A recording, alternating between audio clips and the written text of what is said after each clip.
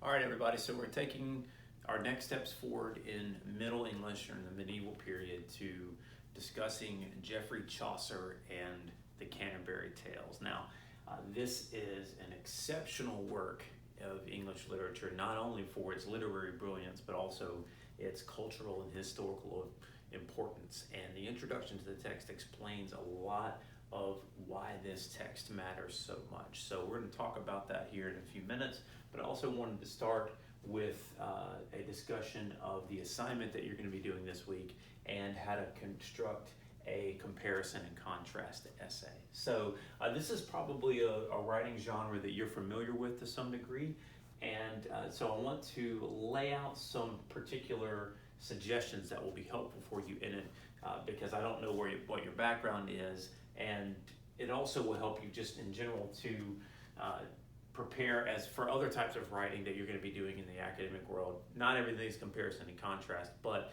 it does teach you some elements of how to construct multiple perspectives and multiple sources together. So the main thing to think about is when you're comparing, so for example, in this assignment, you're going to select two characters from the prologue of Chaucer's Canterbury Tales. And these characters are described in a lot of detail and have a lot of specific examples that you can have to choose from. You can compare them over their roles, over the way that Chaucer describes their character in terms of their internal, what drives them character, their good, evil, and other things. You can talk about what they're supposed to be doing and how they fulfill that versus a character who might be good or bad at that. So you have a lot of different perspectives. So the point is that you're going to pick two characters and compare them along a similar criteria. And there are a couple things to keep in mind as you're constructing this essay. First of all, you want to find the single point of comparison. So it's really easy when you do a comparison contrast essay to go, here's all the information about one topic or character, here's all the information about a second character.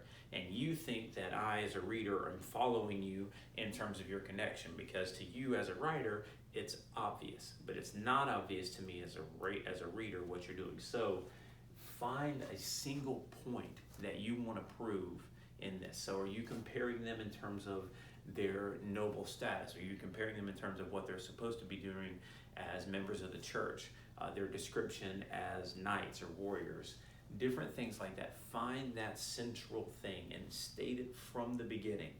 Here's the central point of comparison. Here's which the character A and how he fulfills it or she fulfills it, and character B how he fails to or doesn't fulfill it, and where they compare to each other. And you want to build those connections through the paragraphs that you're writing. So as you're writing these paragraphs, you also want to avoid giving unequal weights to one. So if you were to write about the knight and the squire, for example, you'd have this sort of long, healthy paragraph about the way the text describes the knight, and then you have a very short, and the squire does things differently, blah, blah, blah, right? So really what you want to look for is giving them equal weight.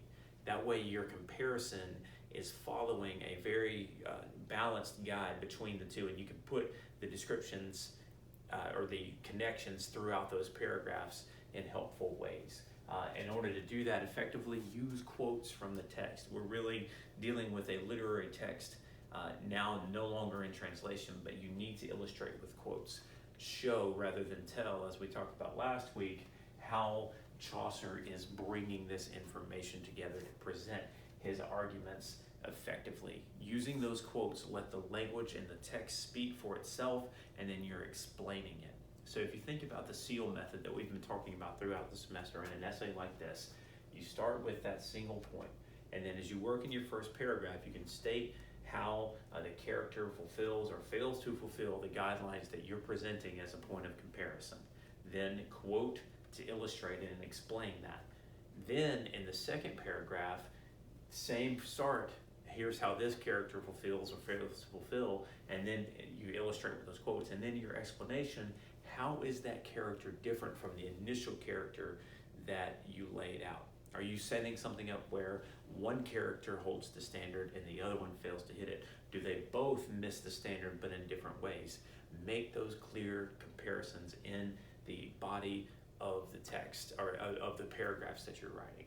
I think you'll really enjoy this assignment for that because it will help you dig in deeply to these characters. So as we move on and talking about Chaucer and the Canterbury Tales, one thing to pay attention to is around the time, as Chaucer is one of the forebearers of using English as a actual literary language, a cultural language. And as we talked about with the previous weeks, English was the language of the common people. After 1066, the Anglo-French became the language of the courts, and Latin was the language of the church. When Chaucer comes in as someone who's well educated and well established in all of these languages, and he chooses to write in English as his choice for literary language. And I think he develops some of the beauty of what English can be. And that's why people that follow Chaucer are so beholden to him. And you'll see in so many writers that come after him why Chaucer plays such an important role in the formation of the language. English, though, as a result of the Latin influence and the Anglo-French influence and the Norse influence and the Vikings and Old English, it's kind of a big mix of a bunch of different things. And I know that this text is particularly difficult because you're reading it in the Middle English.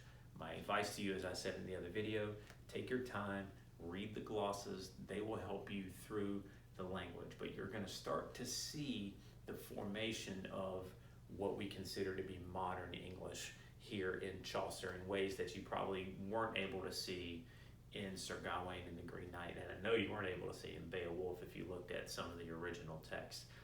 I'm not an Old English expert. I struggled with Old English and translating that text. But you're going to start to see things coming together, recognition of patterns and words that you know even now, and even next week as you go through a second week of reading Chaucer in the Middle English, things will start to click together even more. One thing to think about with Chaucer is that he is a brilliant satirist or satire. Now, satire can have a lot of different meanings, and we might think of something like Saturday Night Live or The Daily Show as examples of well-written satire. One of the things to think about with satire is it's never straightforward, right? It's always just a little bit off. You're looking at things just a little bit from the side. And so when Chaucer's presenting this information, be careful with thinking like, oh, he's endorsing this or he's endorsing that.